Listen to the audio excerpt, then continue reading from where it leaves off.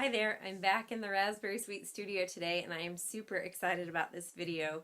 You guys have been asking me for ages to show you how I tie my bows, and it's one of those things that's kind of hard to show you in a series of photos or to type it out in a blog post. So I really wanted to be able to wait until I could shoot a video, and not having a video camera kind of made that a problem. So now that I've got my handy dandy iPhone and I'm figuring out how to use the video feature on the phone, it's made it a little bit easier to make this video possible. So hopefully you'll bear with me as I'm learning all of this stuff step by step, but hopefully the video will be helpful to you. So let's get started. Okay, so the first thing we're going to do is take the ribbon. I'm going to use some of Paper Tray's saddle stitch ribbon so that I can, hopefully the lines, the stitching will help you to be able to see how everything is kind of coming together. Leave the ribbon on the spool. Don't cut it off at the beginning, and I'll explain why here in just a little bit. But you want to slide the ribbon under the cardstock and wrap it around. I usually slide it under to the left, toward my left hand. And then you're going to take this piece and bring it up, okay? And then the left side, you're going to cross up over the right side and tuck it under, like so. Then you're going to take this back piece and you're going to flip it so that it will lay flat, okay?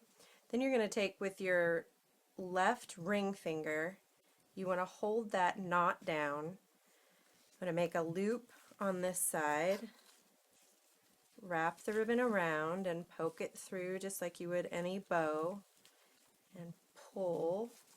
But you don't want to pull it too tight just yet, because before you do, you want to take this back tab and pull it up.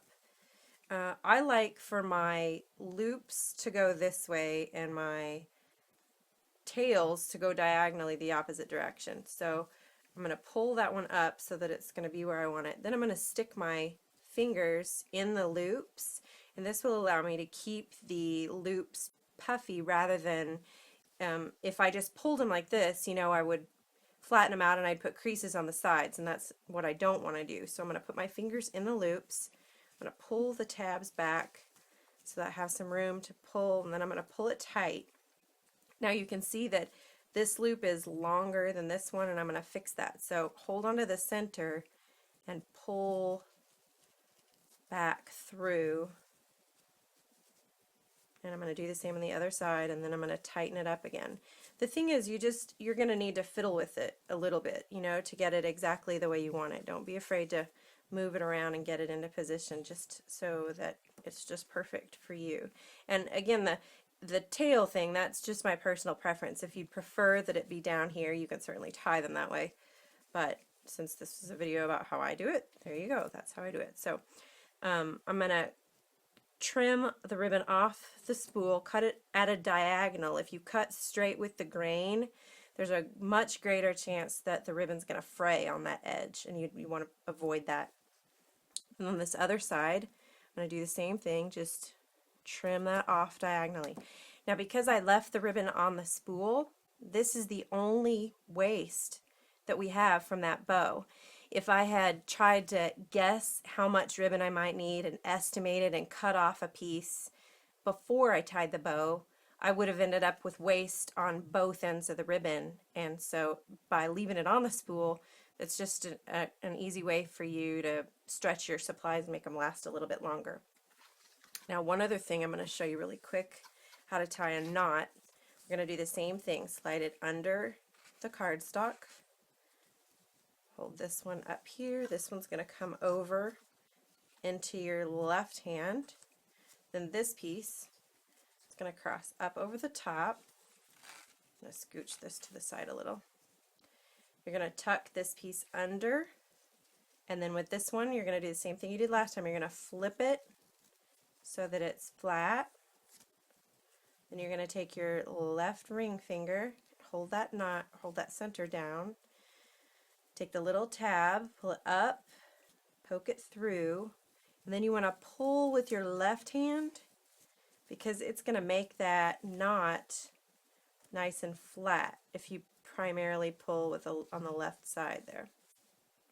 Then the same thing, you're just going to trim off the ends.